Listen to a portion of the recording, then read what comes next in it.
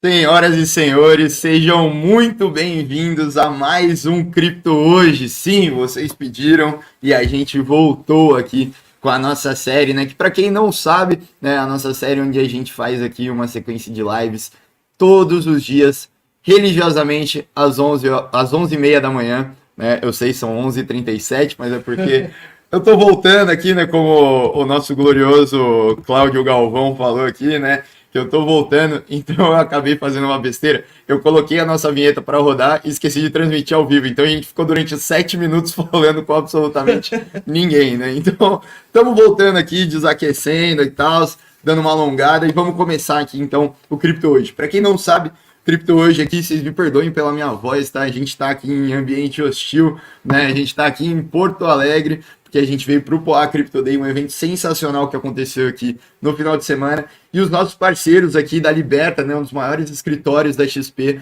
né, abriram as portas para a gente fazer esse Cripto Hoje daqui, né, do escritório deles. Então, não, esse escritório enorme aqui de trás ainda não é nosso, né, mas eles conseguiram abrir aí para a gente participar. Então, já vai os nossos profundos agradecimentos aí ao pessoal da Liberta e da XP por abrirem as portas aí para a gente, eles são clientes lá da nossa plataforma do Enterprise também. Então, pessoal muito, muito bom aí. Para quem não sabe, é o escritório do Fernando Urich, do Stormer, né, do Leandro Ruschel. Então, assim, o pessoal muito craque aqui que está ajudando bastante a gente nessa nossa estadia aqui em Porto Alegre. Então, vamos lá, sem mais delongas, né? Mandar um salve aí pro Pedro também. Falem aí se o áudio também tá bom, se tá tudo ok aí, porque a gente já vai começar, né? Lembrando, o Cripto Hoje ele sempre começa, né? Para você que está assistindo pela primeira vez, a gente sempre usa os primeiros 15 minutos do Cripto Hoje para responder dúvidas do Cripto Hoje anterior. Como a gente está voltando agora, né, com essa nossa série de lives, a gente vai puxar um vídeo que a gente fez na semana passada, muito importante, né? O Carlos fez da XRP, né? Então, tem algumas dúvidas e algumas coisas que a gente gostaria de esclarecer ali naquele vídeo. Eu vou começar puxando aquelas dúvidas e depois a gente vai falar um pouco sobre o que está acontecendo no mercado, né? Vamos falar sobre resultados das semanas, a semana de resultados das empresas americanas e também um pouquinho da Polygon 2.0, uma das maiores posições ali da nossa carteira. Então, vamos aí.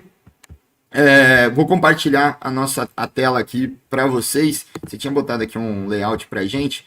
Boa. Me falem se vocês estão conseguindo ver aqui. Eu vou dar um zoomzinho aqui para a gente conseguir. E a primeira coisa que eu queria puxar para você, Carlos, era o seguinte. Cara, comentários como esse foram muito bem comuns, né? Com a alta da XRP, né? Ela ganhando o processo lá contra a SEC. O Giovanni, ele fala, cara, a XRP, entre aspas, com certeza não será um grande investimento, né? Que era algo que a gente falava bastante. Não é uma empresa que a gente vê com bons fundamentos, um projeto que a gente investe, né? Ele fala, pois agora trata-se da única cripto reconhecida pela justiça como não security para quem aderiu depois do lançamento.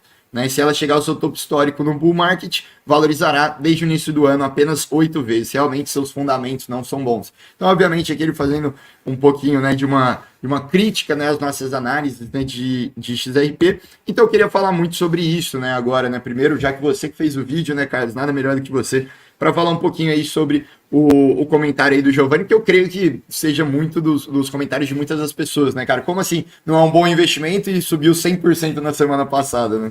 Boa. Primeiramente, deixa eu dar um bom dia aí também pro pessoal, né? Voltando aí com o Cripto Hoje, depois de, cara, muitos pedidos. Danilo tá meio sem voz aí por conta da noite porto-alegrense. Mas, cara, vamos voltando aos poucos. O áudio aqui também, cara, a gente tá só com um microfone, então a gente tem que ficar mutando e desmutando o nosso áudio. Então, se alguma hora vier o áudio duplicado aí, avisem a gente nos comentários, né?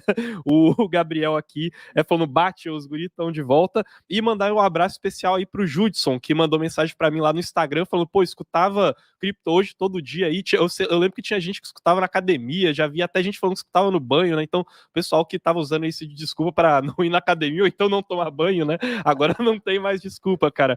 Vamos voltar aí, porque Cripto hoje agora é todo dia. Mas, cara, vamos lá então.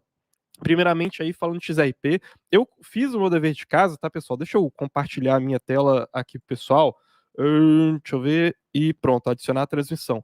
Fui dar uma olhada mais, pesquisar com o que tá acontecendo com o XRP, tá? Porque o que muita gente fala é o seguinte, né? Ano passado eu fiz um vídeo lá que colocaram lá na thumbnail assim, porque eu jamais investiria em XRP, né? O pessoal do COP sempre deixando a gente mais encrencado ali, colocando uma coisa um pouco mais radical, né? E, cara, nesse vídeo, o que eu falei é que, olha, a XRP não tem bons fundamentos na nossa visão. É uma cripto que ela não apresenta usabilidade, e eu também complementei lá falando que o XRP ele passava por um grande risco regulatório, né? O que aconteceu foi o seguinte: saiu uma vitória parcial para Ripple, né? O que um juiz federal lá decidiu, né, nesse processo que já vem desenrolando desde 2020, é que o token XRP, nas suas vendas secundárias, ele não configura uma security, né? Então, ele é uma cripto que ela teoricamente se pareceria mais com uma commodity do que com uma ação de uma empresa, e, portanto, né, é um passo que mostra que a SEC poderia estar errada. Vitória parcial essa porque o que eles reconheceram foi que as transações primárias, né, ou seja, as vendas que a XRP, que a Ripple fez de tokens XRP para clientes majoritariamente institucionais ali no lançamento do token, são transações sendo consideradas securities, né? Ou seja, contratos mobiliários ali, tá? Mas, querendo ou não, continua sendo uma vitória. O que, se a gente for pegar aquele vídeo, né, que eu gravei lá de 2021 para 2022 ali, já tira teoricamente ali um dos pontos, né? Até porque, cara, em termos de regulação, não é só XRP, né? Ao longo do tempo foi ficando claro que era muito mais um erro do regulador do que um erro da XRP, né? E aí, só que permanece a questão da usabilidade, né? Então, o que eu tô mostrando aqui para vocês é que, olha, a partir da semana passada, a gente viu o XRP, inclusive, ultrapassando o Bitcoin em número de trades, tá? Isso aqui é um reporte que a Kaiko liberou recentemente, né? Uma empresa aí de pesquisa em cripto. Cara, fui dar uma olhada mais profunda, né? O pessoal tava falando ali sobre XRP. Cara, vocês não estão vendo fundamentos em XRP e tudo mais. Estudar um pouco mais do mecanismo de consenso ali, ver o que havia mudado em comparação ao ano passado. E olha, pessoal, a verdade é que muita coisa não mudou, tá? Então, assim, eu gostaria muito de ver a XRP se desenvolvendo mais. O pessoal fala muito de parcerias com grandes bancos, mas a verdade é que grande parte disso ainda é majoritariamente experimental, tá? A XRP, ela continua tendo um algoritmo de consenso que ele tem um desenvolvimento de incentivos econômicos meio estranho, assim, tá? Então, que a gente sempre falava antes é que, olha, a XRP ela é muito centralizada, ela se parece mais com um mecanismo da Binance ali de Proof of Authority do que com o mecanismo de Proof of Staking ou com o mecanismo de Proof of Work, que é o que a gente vê ali no Bitcoin, por exemplo. O que eu vejo hoje é que eles, apesar de não serem permissionados tal qual a validação de um Proof of Authority da Binance, né, que é bem centralizado, eles não têm incentivos econômicos muito sólidos ali para poder pautar uma descentralização, né? Esse aqui é um report, tá? Eu tava lendo ele ontem à noite, inclusive, que a Missary fez, e eles falam justamente sobre algumas desvantagens ali nesse mecanismo de consenso da XRP atualmente, né?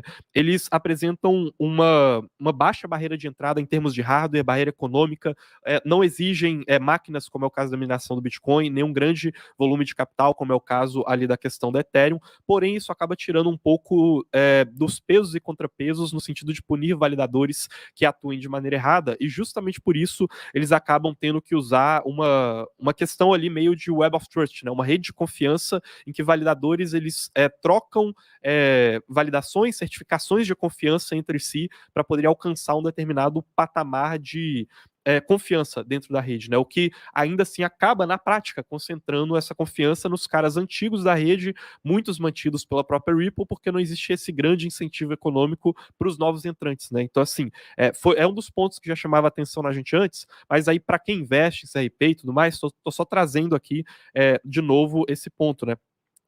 Outras coisas aqui interessantes que eu fui olhar, cara, a XRP também se fala muito do uso dela como transmissão ali de reservas internacionais, né? E aí, pessoal, um ponto que eu acho importante frisar aqui. A XRP ela nunca teve contratos inteligentes nativamente na plataforma, tá? É uma coisa que eu vou trazer aqui para vocês, é inclusive um dos planejamentos deles para poderem lançar aí ao longo desses próximos 6 meses, mas pelo fato deles não terem contratos inteligentes, eles acabam dependendo muito de inovações serem feitas de maneira nativa nas funções da rede, tá? O que acaba deixando eles reféns do time de desenvolvedores que é muito centralizado na Ripple, tá?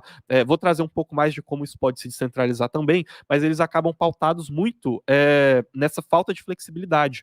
Hoje, cara, as duas maiores stablecoins que a gente vê lá no sistema da Ripple são duas stablecoins de corretoras, tá? Então tem esse USD aqui da GateHub e esse USD da Bitstamp, e se você for somar o tamanho de mercado das duas juntas, vão dar 10 milhões de dólares, tá? O que, cara, não se aproxima nem de perto ali do tamanho de mercado de uma USDC, de uma USDT, entendeu? Então, cara, para o uso de reservas internacionais, a XRP ainda está bem atrás, assim, nesse desenvolvimento. Cara, 10 milhões de dólares de tamanho de mercado não é nada.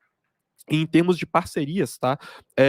Então, cara, esse report aqui, ele tem, uns 20 minutos de leitura aqui, até uma outra coisa interessante que eles trouxeram, mas, cara, se você for olhar aqui, em termos de reservas internacionais, deixa eu ver aqui, a XRP, ela majoritariamente poderia concorrer ali com caras tipo Western Union, né, que são caras de reservas internacionais, deixa eu ver se eu trago aqui, que, cara, é inclusive uma questão que o pessoal fala muito de parcerias, né? Então, MoneyGram e Western Union hoje são os dois maiores caras em termos de reservas internacionais do mercado tradicional. A XRP, ela tentou fazer uma parceria para usarem a Ledger deles com o Western Union, que foi de 2019 a 2021, acabou não dando certo depois, e também com a MoneyGram, que também está uma parceria inicial, começou ali, quer dizer, com a MoneyGram foi de 2019 a 2021, né, acabou, e com a Western Union começou em 2017 e nunca ganhou tração, tá? Então, assim, em termos de reservas internacionais, tanto com caras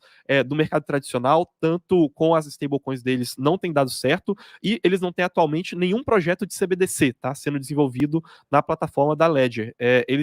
Hoje tem vários bancos centrais fazendo esse tipo de desenvolvimento, eles entraram em contato com vários bancos centrais, mas hoje, na prática, sendo desenvolvido lá um banco central em cima da Ledger, da XRP, não tem nenhum, tá? É sempre parceria para estudo, os caras indo lá fazer uma visita, uma apresentação, mas na prática de projeto sendo desenvolvido aqui, de stablecoin, de CBDC, não tem, tá? Tem alguns outros dados aqui, mas, cara, vou esperar aí as perguntas do pessoal, porque tô fazendo dever de casa, tá, gente? Estudando aqui, e a gente não quer ser torcedor de maneira alguma, tá? Tô trazendo os estudos para vocês aí, e quero tirar as dúvidas do pessoal.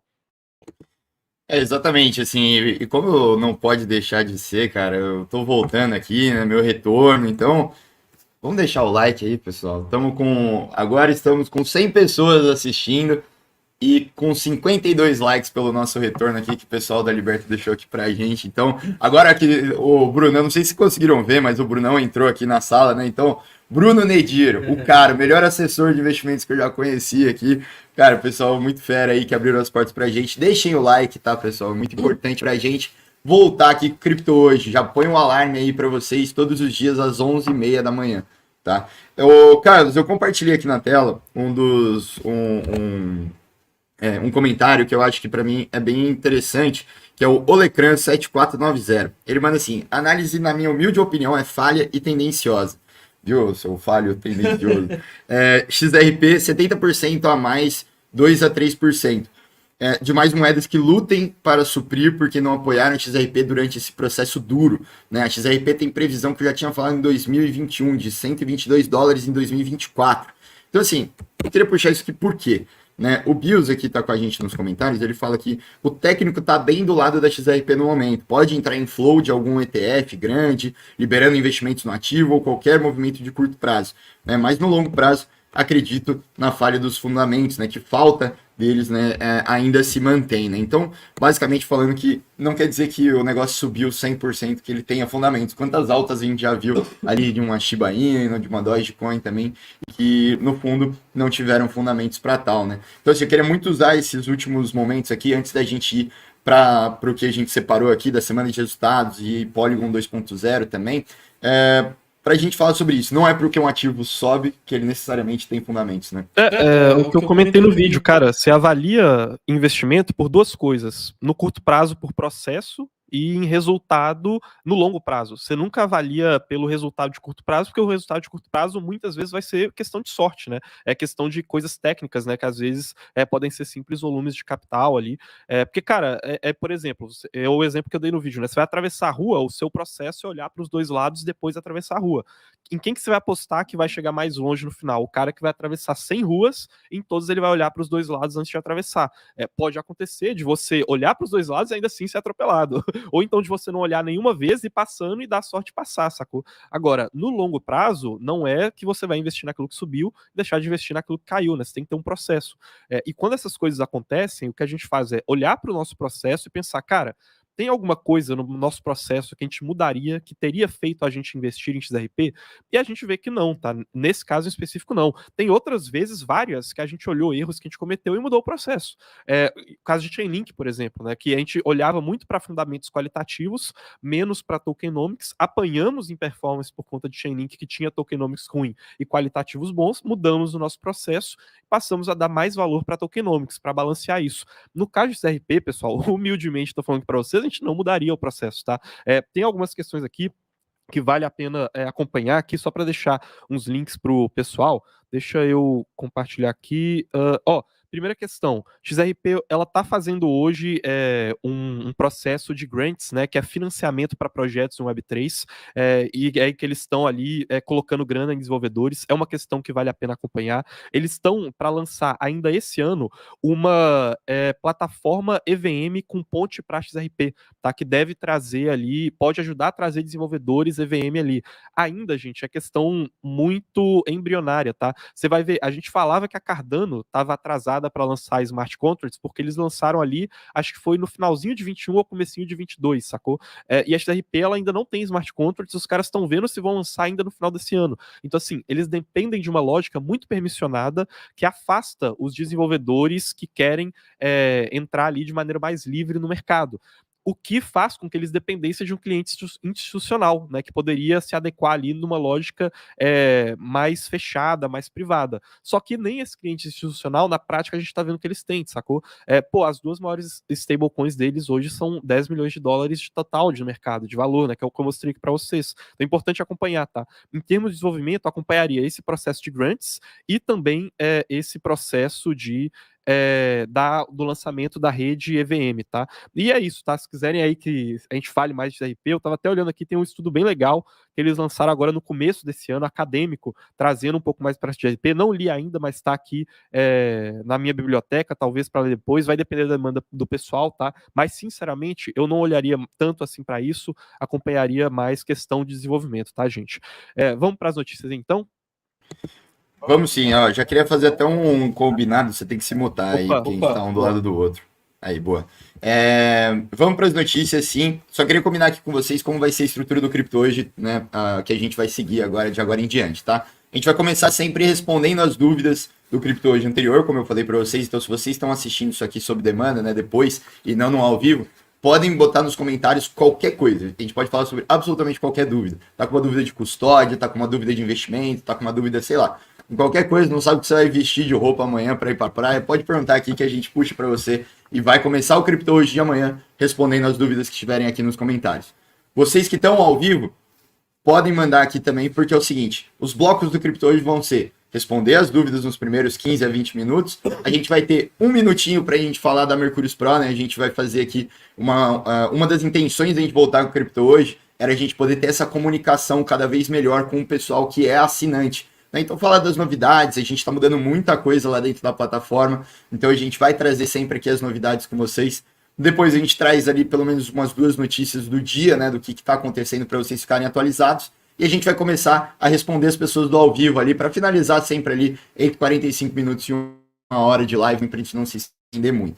Então, se vocês têm dúvidas e estão aqui no ao vivo, podem mandar aqui no chat já, sempre deixa o like, porque é completamente de graça. Então, antes de ir para as notícias do dia aqui, só queria compartilhar aqui com o pessoal que a gente, da Mercúrios Pro, né, nosso Minuto Pro de hoje, vai ser falando sobre a trilha Sem Segredos, né? Para quem não sabe aí, a gente tem a Mercúrios Pro, na Mercúrios Pro vocês têm todos os cursos que a gente já fez e a gente acabou de liberar aí para vocês que são assinantes a nova trilha, né, Sem Segredos. está 100% gravada, né? Então todos os cursos foram regravados, então desde Dominando Cripto aqui, né, que a gente fala sobre os principais termos do mercado, né? O curso de custódia ser gravado pelo Caião, né? O primeiro tinha sido pela Nicole, né? A gente falou sobre curso de corretoras também com o Caião, com aulas extremamente completas. Eu nunca vi um curso tão completo de corretoras e custódia como o que o Caião fez aqui pra gente, tá? E aí, a Nicole também fala um pouquinho sobre como investir em cripto, né? Então, realmente trazer ali a primeira parte prática. Então, você que está iniciando, pergunta, porra, Mercúrio Pro é para mim? É sim, a gente já está até com todos os cursos ser gravados ali nessa trilha iniciantes, né? E você está, inclusive, gravando um outro curso agora, né? Isso que eu ia falar que... Boa, o pessoal tá vendo minha tela aqui, deixa eu adicionar que a Nicole tá brava agora comigo, porque, cara, era pra eu ter gravado isso aqui na sexta-feira, mas eu tive que vir aqui pro evento de Porto Alegre, mas aí, cara, voltando ali na terça-feira eu devo gravar, terça ou quarta, pros assinantes da Mercúrio Pro, o meu curso, que vai estar disponível lá, que é de Fundamentos Técnicos Avançados para Bitcoin e Blockchain, tá? Esse que eu tô mostrando pra vocês, dá um spoiler aí do que os assinantes da Mercúrio Pro vão ver lá nesse curso. Cara, a gente vai trazer de maneira aprofundada o que tem de criptografia no Bitcoin, tá? Aqui uns slides falando sobre curvas elípticas aqui, geração de carteira no Bitcoin. Tem partes interessantes aqui que pouquíssima gente aborda, que é a questão do processo de assinatura lá, né? O pessoal normalmente vê criptografia de criação de carteiras e de mineração de blocos, mas não fala muito sobre aqui o processo de criptografia de assinatura dos blocos do Bitcoin. E, cara, isso aqui é base para quem quiser ser analista de mercado, ver coisas mais técnicas do Bitcoin, né, em termos de tecnologia e outras criptos, ou então para quem quiser trabalhar como desenvolvedor no mercado de cripto. Cara, é uma baita de uma introdução, tá? E é o meu curso que vai estar disponível lá na plataforma da Mercúrio Pro, se Deus quiser, até o final dessa semana, tá? Se não aparecer algum outro evento em Porto Alegre no meio disso, já vai estar disponível lá. Mas é isso, viu? Aí de aviso que eu tinha para dar da minha parte. Boa, então, pessoal, quem quiser assinar a Mercúrio Pro, ela tá aberta agora, a gente não vai mais fazer aquilo de fechar ela e tudo mais, quem quiser assinar, já tá ali no segundo link da descrição, você pode entrar lá, conversar com com as pessoas do nosso time comercial que vão falar exatamente tudo o que vocês precisam saber ali sobre isso, né? A gente até passou do Minuto Pro, desculpa isso, que daí a gente fica vendendo muito. Então, a partir de agora tô voltando para as lives ainda.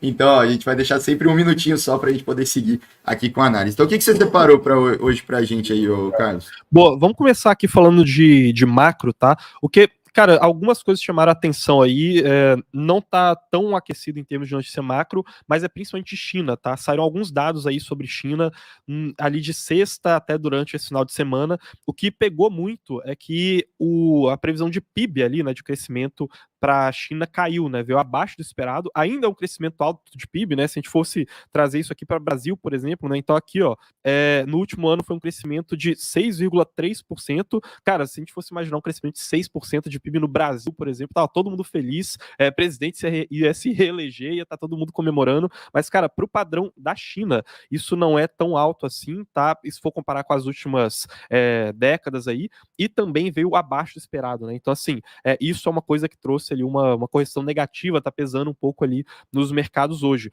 Tem algumas questões interessantes que a gente vai ver aí de China, tá? Então, o que pode começar a ficar um pouco mais apertado são aquelas barreiras comerciais entre Estados Unidos e China, né? Porque quando o mercado está bombando ali, a gente tinha até alguns anos atrás um bull market, impressão de dinheiro ou entrada de liquidez, o pessoal vai fazendo essas barreiras comerciais, né? Quando o mercado começa a esfriar, eles começam a perceber que, olha, pode ser que a gente tenha que voltar um pouco atrás com isso, né? Então, a gente tem visto um pouco de talvez um começo de um estreitamento de relações entre Estados Unidos e China, e isso pode bater, inclusive, naquela questão de barreiras comerciais com o desenvolvimento de microchips, né? Que são um dos principais pontos ali nessa guerra comercial. E a gente vai ter uma visita dos CEOs da Intel e da Qualcomm, que são duas dessas empresas de chips, ali em Washington, para poder discutir essas políticas comerciais com relação à China, tá? É uma reunião que vai acontecer essa semana.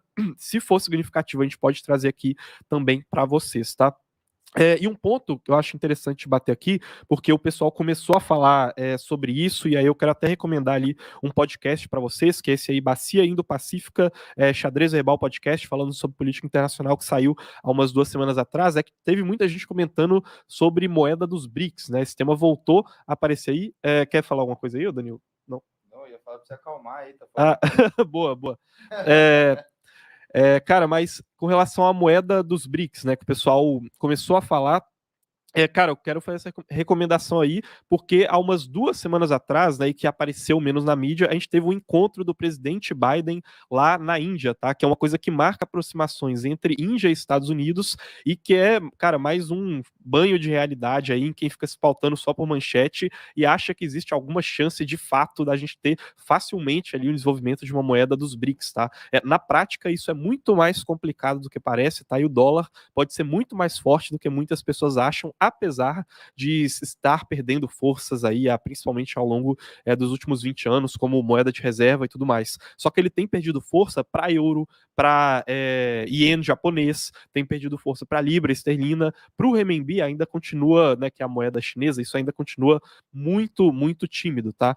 E aí, se o pessoal quiser depois falar mais de macroeconomia, para talvez futuros criptos hoje aí, cara, eu tenho relido, né, um artigo bem interessante aí, justamente falando sobre integração chinesa e a questão de contas de capital fechadas, né, que a China tem tido. Então, esse aqui é um artigo de Harvard, tá? Saiu, acho que em fevereiro desse ano, e o que eles colocam é justamente a questão do tripé macroeconômico, não o tripé macroeconômico da Dilma, tá, gente, mas em questão de política macroeconômica, que existe uma decisão, normalmente, em que você só pode escolher 2 campos, né, entre livre fluxo de capital, política monetária independente e questão de você ter como é que fala? Livre fluxo de capital, política monetária independente e livre conversão de moeda, né? Você conseguir controlar ali qual que seria o seu patamar de câmbio, uma coisa ali que a Argentina tenta fazer com o dólar, por exemplo, né?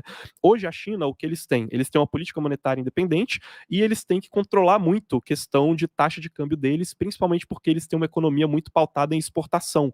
Porém, para eles manterem essas duas coisas, eles têm que fechar fluxo de capital. Se a gente for olhar para a maioria das economias do Ocidente, não funciona assim, né? Então, Estados Unidos, Brasil, por exemplo, tem livre fluxo de capital, tem uma política monetária independente, mas aí eles acabam sofrendo com uma taxa de câmbio mais volátil, né, que é o que a gente vê no dia a dia nos jornais.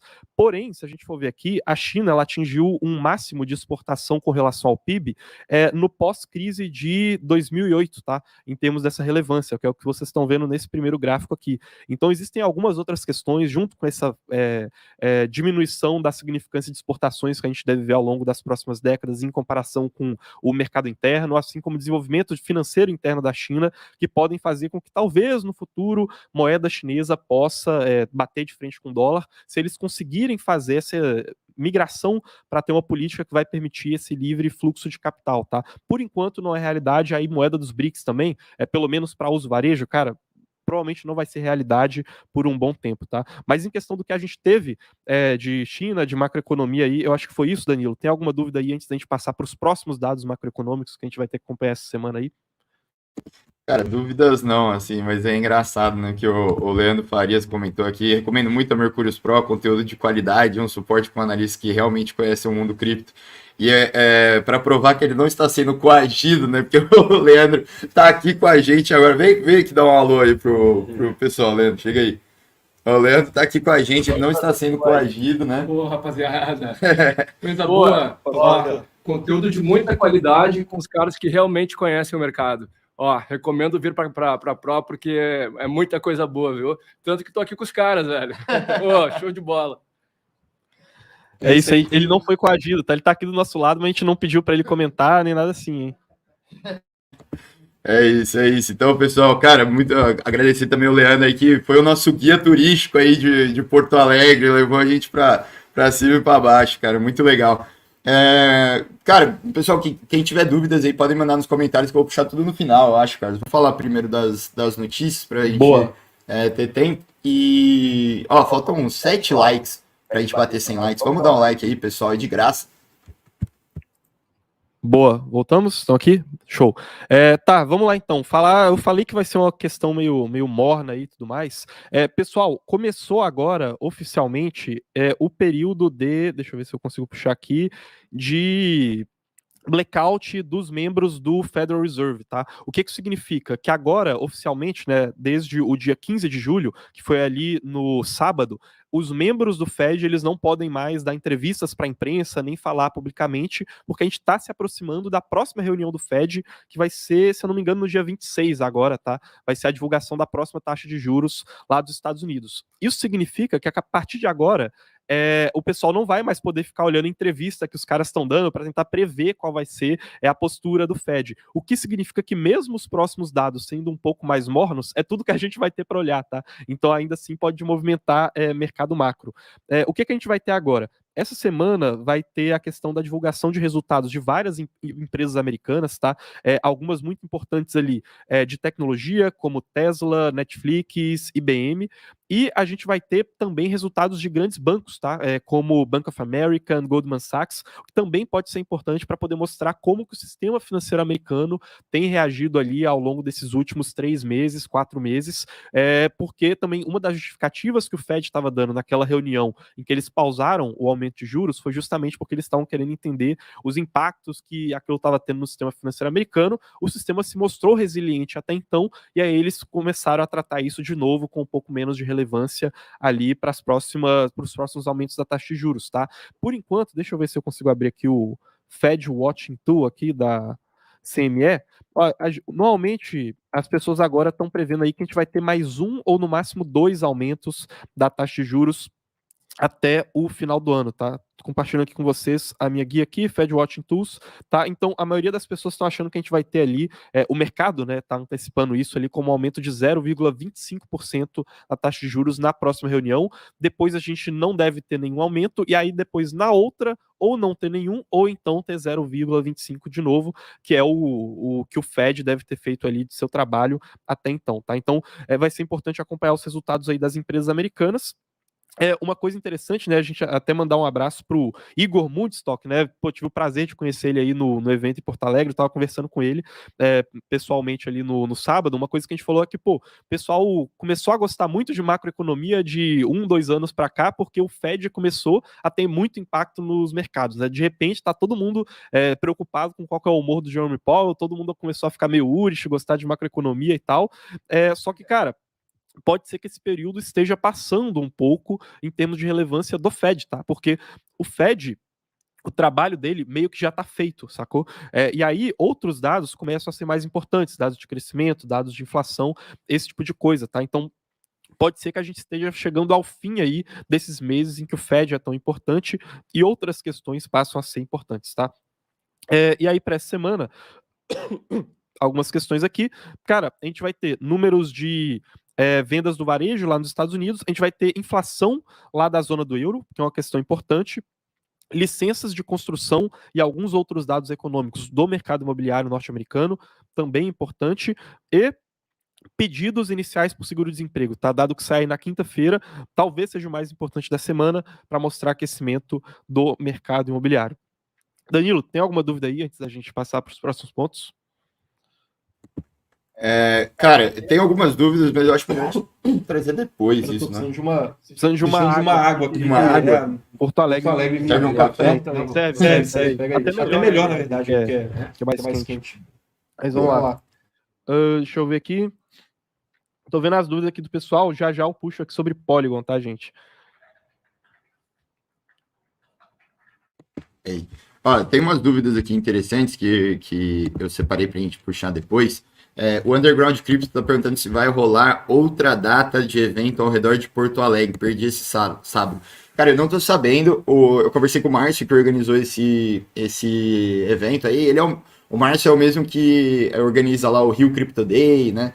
E ele decidiu trazer esse evento aqui para Porto Alegre. Na minha opinião, foi um sucesso. Assim, o público de Porto Alegre muito legal, muito especializado também, me chamou muita atenção isso aqui nesse evento, ele conseguiu reunir muita gente de qualidade aqui, mas ele mesmo falou que a ideia é ele fazer um evento anual aqui em Porto Alegre. Nós estamos aqui, o Leandro, que apareceu aqui para vocês, ele tá puxando minha orelha todo dia, né, para a gente começar a trazer aqui os eventos para Porto Alegre também, né, então trazer ali uma espécie de um Mercúrio Day aqui, ou uma imersão, algo assim, então a gente vai deixando vocês atualizados, é um público que a gente quer tá muito mais próximo, assim, né, do público aqui do sul do país, porque a gente percebe que não pegou só Porto Alegre, né, muita gente da região ali, também ali muita gente de Santa Catarina no evento, então a gente quer explorar mais, mas eu particularmente não sei de nenhum outro evento que vai ter aqui num período recente aí. Tá recuperado aí, cara? A minha voz também, a minha voz também não tá muito bem aí. Todos os colorados aí do chat tem que deixar o like hoje, porque ontem eu fui lá, né, torcer pro Inter ali contra a porcada lá contra o Palmeiras. Tentei dar a minha força lá para secar os porcos, mas não deu certo, né? 0-0 ali, um joguinho chato, mas experiência sensacional aí. Os colorados estão de parabéns aí pela torcida maravilhosa que tem. Os dois aqui estão me olhando com a cara feia, né? Dois gremistas na frente. Mas na próxima vez aqui eu vou no jogo do Grêmio também. Eu não fui, mas se eu tivesse, eu teria torcido pro Internacional também, porque no último jogo o Cruzeiro tomou uma coça pro Grêmio lá, o meu Cruzeiro. Então, cara, teria que torcer pro Internacional também. E a última coisa que eu ia falar aqui sobre questão de resultados, né, e do Fed tendo menos importância antes de eu perder a voz aqui, é que, cara, uma coisa que pode voltar a ser importante também é a questão de fundamentos, tá? Então, quando a macroeconomia pesa tanto assim, quando a gente tem movimentos muito fortes de taxa de juros, as coisas não estão claras, os fundamentos perdem importância, né? A gente vê isso na prática, no preço dos ativos, e a parte técnica ali, macro, ela começa a ganhar muita importância, né? O pessoal para de olhar para o longo prazo, olha só para o que o Jeremy Powell pode estar pensando. Porém, com a gente passando essa tempestade macro, pode ser que a gente entre de novo em um período em que fundamentos voltam a ser importantes, né? Para longo prazo sempre são, por isso que a gente sempre olha para eles, mas podem ser mais importantes ainda. E aí, né, aproveitando que a gente está falando disso, deixa eu puxar aqui o outro tópico de notícia que eu preparei e que vai ser importante aí para essa semana e que vocês devem ter acompanhado aí, que a gente soltou uma live e um vídeo a respeito aí no canal com o Gabriel Bills, que é a questão de Polygon 2.0. Se você puder colocar aí na tela pra gente, Danilo. Deixa eu tomar uma água aqui. Boa, vamos aos poucos aqui que eu tô recuperando, mas vamos lá. Cara, a gente teve semana passada liberação aí do white paper sobre o POL, o novo token da Polygon 2.0, não se chama mais Matic, né? Para quem tem curiosidade de saber por que a Polygon tinha um nome de token tão diferente assim, né? Matic, nada a ver, é porque eles fizeram várias aquisições, né, no mercado cripto e teve uma época que eles não tinham token, eles tinham uma solução e aí eles adquiriram um desenvolvimento que era da Matic, né, que era outro token, e aí ficou o nome da empresa que eles compraram, né? É meio arma de negociação, assim, né? Pô, a nossa empresa que vai comprar as suas, mas aí o nome fica sendo a de vocês, entendeu? Deve ter sido tipo uma coisa assim, que o pessoal usa muito. Mas, cara, por isso que tinha esse nome e agora eles aproveitaram para poder mudar isso aqui também. Quer falar aí, Dani? Quero, até te mutei aí forçadamente, porque pelo amor de Deus, é POL. Polygon é POL. POL. Ainda tô, porque o AVE, por exemplo, o pessoal fica se perguntando, cara, AVE é AVE ou WAVE? Aí a gente foi pesquisar, a gente viu que é um nome islandês e que lá nem eles lá sabem como é que fala. Então tem essa liberdade criativa, sacou? Mas vamos de POL, então, né? POL, vamos de POL. Mas, cara, não vou me delongar muito aqui, até porque a gente tem vídeo no canal explicando tudo isso, tá? Mas o que ficou claro é a visão do POL como sendo o token de staking em comum das várias soluções da Polygon, tá? Não vai ser um token usado, a princípio, para poder pagar taxas na rede da Polygon. Isso é uma coisa que eu estava discutindo com os outros analistas aqui da Mercúrios hoje de manhã, inclusive.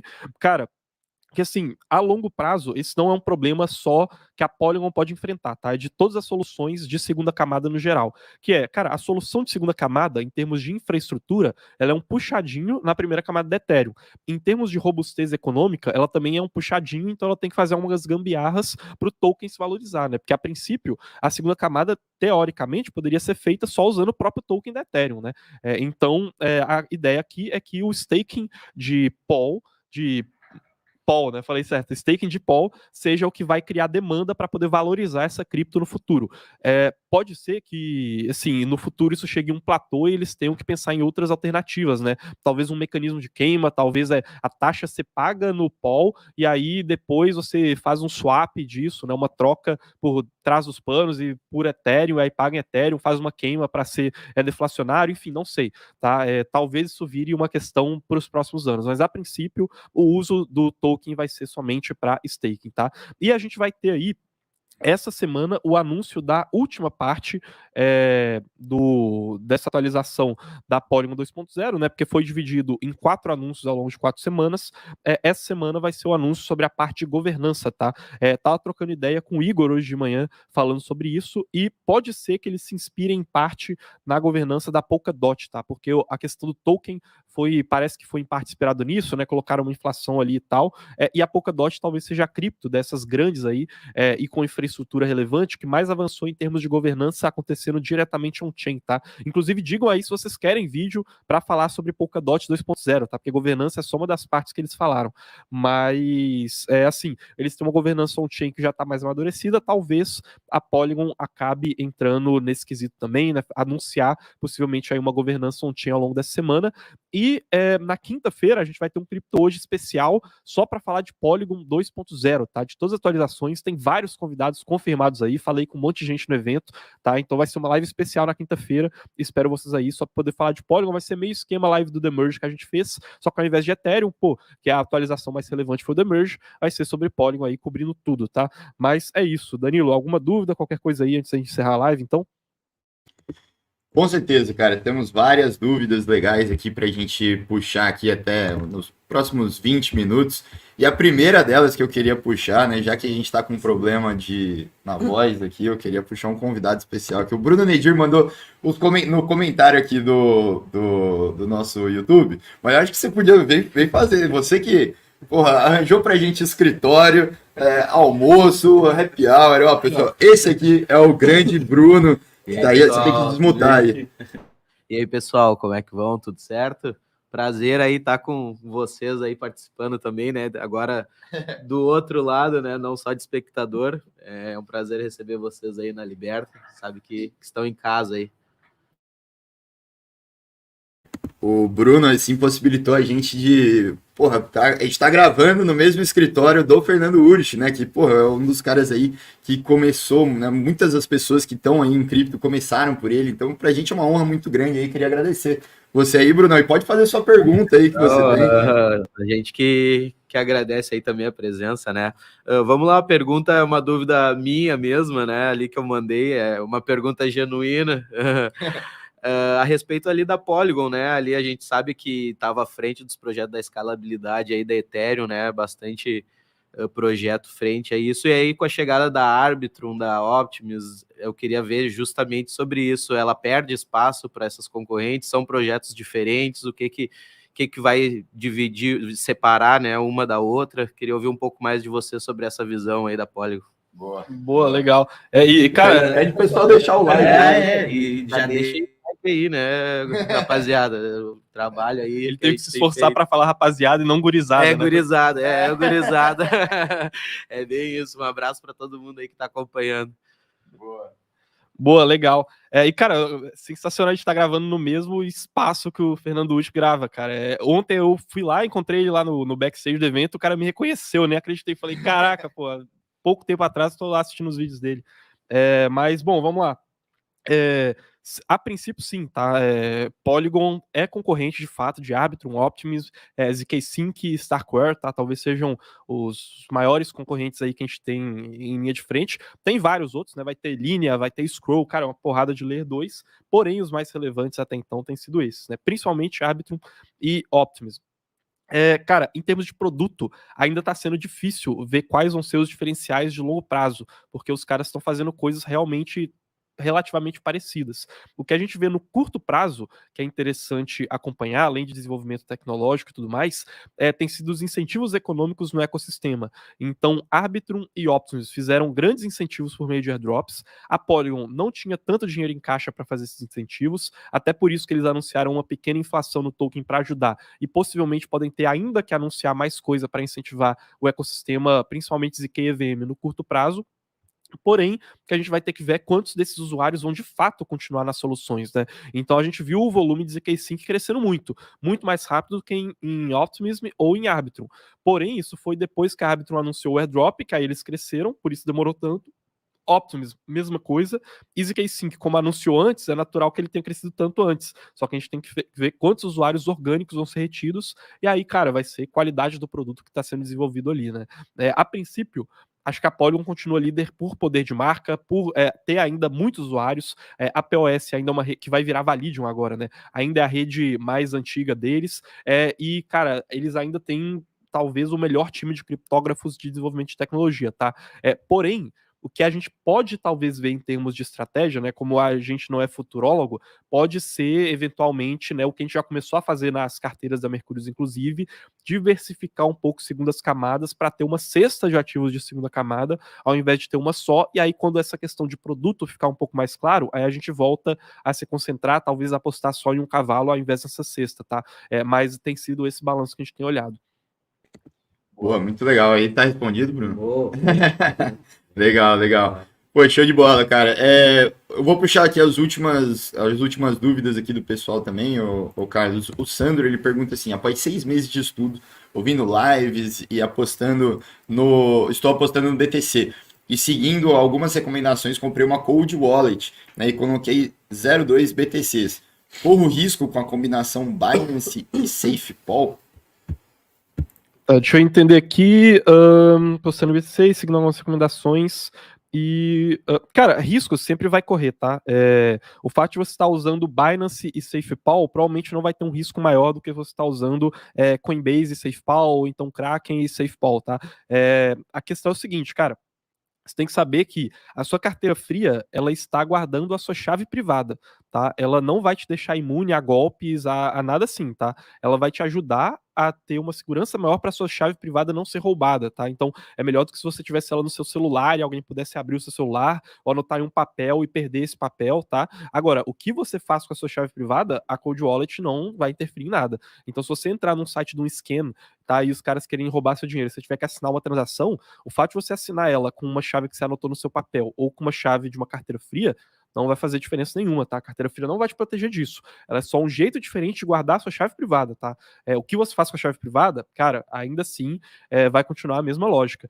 Então, assim, em termos de custódia, a gente prefere Kraken, Coinbase, Bitstamp, Gemini, corretoras bem reguladas no mercado norte-americano do que uma Binance, por exemplo, tá? Se você está fazendo só trades com uma parcela pequena do capital, provavelmente não vai afetar tanto assim, tá? E aí, transferindo para SafePol, aí, cara, ter o mesmo processo ali de segurança para poder manter bem a sua chave privada, tá? E não tem questões diferentes por ser SafePol que seriam por conta de Ledger ou tom de uma Trezor, por exemplo, só tem que ver as redes que a carteira vai suportar.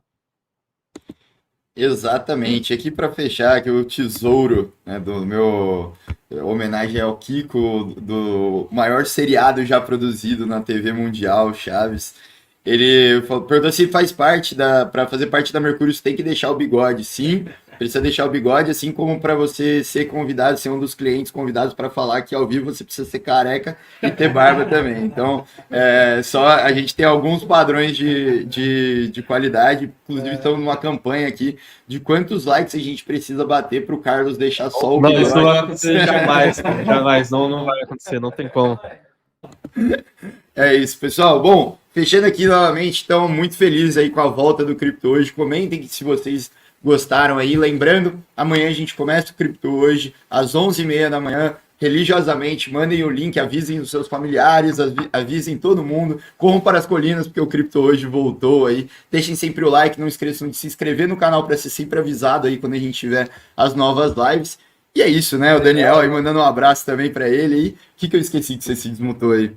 Não, acho que é só isso mesmo, né? De novo, mandar um abraço pro Judson, né? Que eu falei com ele lá no Instagram. Pra Alessandra também, né? Cliente da Pro também, comentou pra gente, cara, tô com saudade do Danilo, tô com saudade de lives presenciais e tô com saudade do Cripto Hoje. Eu falei, cara, vamos resolver isso amanhã. E aí, abraço pra ela aí também. E aí, pessoal, comentem aí o que vocês acharam do quadro, tá? A gente vai tentar fazer mais curto das próximas, tá? Hoje tinha muito anúncio, mas a gente vai tentar sempre fazer abaixo de 40 minutos. E deixem as dúvidas, tá? Quem tá assistindo depois, deixa a dúvida aqui embaixo. A gente sempre vai começar puxando as dúvidas que vocês deixaram aí, tá? Então amanhã a gente já vai puxar elas. Exatamente. Então, pessoal, só para finalizar aí novamente, o agradecimento aí a Liberta, ao Bruno aí também por ter possibilitado a gente aí de fazer essa live. Amanhã a gente já vai estar de volta em São Paulo, né? Mas pessoal, foi muito especial pra gente todo final de semana aqui. Agradecer bastante a todos vocês. Obrigado pelo apoio. Deixem um like, se inscrevam no canal e até mais. Valeu, pessoal.